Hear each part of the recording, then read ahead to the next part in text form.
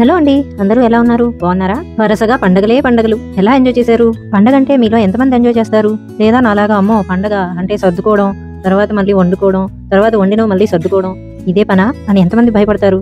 అది సరే, ఎప్పుడు రొటీన్ లైఫ్లో బిజీగా చేసిన పనే చేసుకుంటూ ఉంటే మీకు ఎప్పుడైనా బోర్ కొట్టిందా? ఎప్పుడైనా ఎక్కడికైనా దూరంగా పారిపోదాం అనిపించిందా?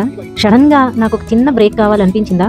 నాకైతే అనిపించింది. ఫైనల్గా 4 days హాలిడేస్ రావడంతో ఇంకా లాభం లేదని చెప్పి మా అబ్బాయి నేను కలిపి మా వారికి తెలియకుండా, మా అమ్మాయి కూడా తెలియకుండా ఎక్కడికైనా ప్లాన్ చేసేయాల్సిందే అని ఫిక్స్ అయిపోయి యూట్యూబ్లో సెర్చ్లు కొట్టామన్నమాట. అనుకోకుండా ఒక వీడియో చూసాం. ఆ ప్లేస్ మాకు ఎంతగా నచ్చిందంటే ఇంకా మేము ఎవరితో డిస్కస్ చేయలేదన్నమాట. గూగుల్లో సెర్చ్ కొట్టి ప్రోగ్రామ్ అంతా మేమే ప్లాన్ చేసుకుని బ్యాగ్స్ కూడా సర్దేశాం. రేపటి నుంచి హాలిడేస్ అనగా మార్నింగ్ లేచి చెప్పామన్నమాట నేను మా అబ్బాయి. ఇంకా ఒప్పుకోవాల్సిందే, వాళ్ళకి తప్పలేదు. అది సరే, మీలో ఎంతమందికి రొటీన్ లైఫ్లో చిన్న బ్రేక్ దొరికితే బాగుండు అనిపిస్తుంది, చిన్న చేంజ్ ఉంటే బాగుండు అనిపిస్తుంది? మీకు ఎప్పుడైనా ఇలా అనిపించిందా? కామెంట్ చేసి చెప్పండి. అంతేకాదండోయ్, ముందు రోజు అనుకుని నెక్స్ట్ డే జర్నీ స్టార్ట్ చేయడానికి బ్యాగ్ సర్దుకున్న వాళ్ళు ఎవరైనా ఉన్నారా? ఉంటే సరదాగా చెప్పండి. పక్కన ఉన్న ఊరు వెళ్ళాలన్నా సరే చాలా ప్లాన్ చేసుకుని వెళ్తాం మేము. అలాంటిది ఇలా సడన్గా ప్లానింగ్ అంటే చూడాలి. మీకు ఏమైనా రిలేటబుల్గా అనిపిస్తే లైక్ చేయండి, షేర్ చేయండి, యూస్ఫుల్ అనిపిస్తే సబ్స్క్రైబ్ చేయండి.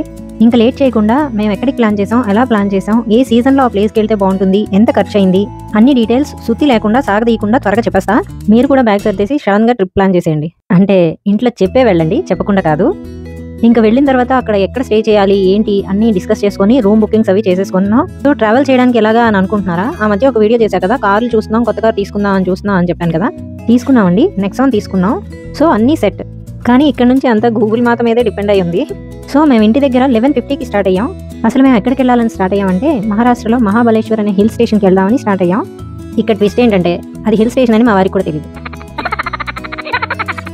పెద్ద స్కెచ్చే అని మాత్రం అనుకోకండి, ఒక్కోసారి తప్పదు కదండి. మరి డైరెక్ట్గా మహాబలేశ్వర్ అంటే 11 to 12 hours కంటిన్యూస్గా డ్రైవ్ చేస్తేనే రీచ్ అవుతాం. అది కుదరదు కదా.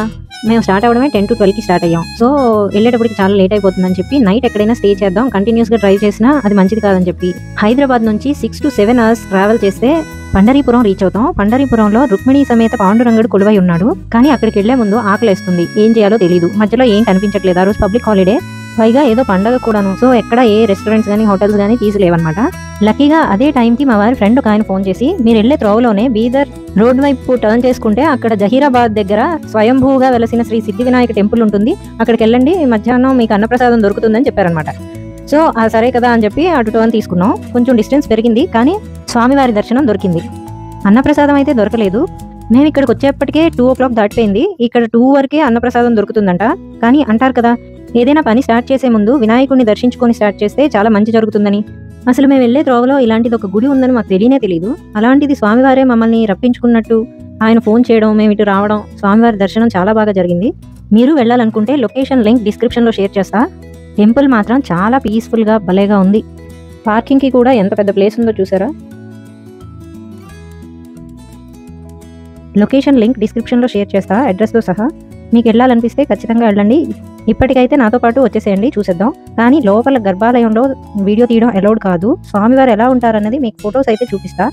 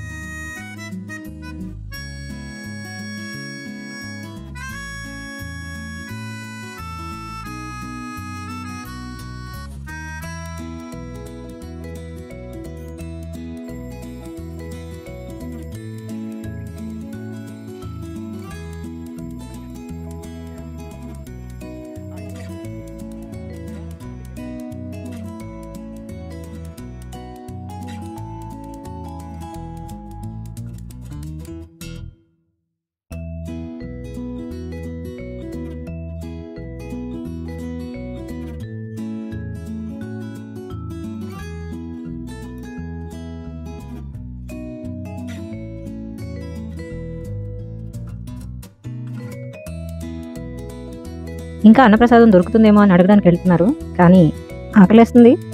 ముందే చెప్పా కదా 2 వరకే దొరుకుతుందని. అయిపోయిందని చెప్పారు వాళ్ళు, వచ్చేస్తున్నారు. సో మళ్ళీ పండరీపురం స్టార్ట్ అయ్యాం. త్రోవలో ఎక్కడైనా లంచ్ దొరుకుతుందేమో అని చూస్తే ఇక్కడ ఒక దగ్గర కనిపించింది.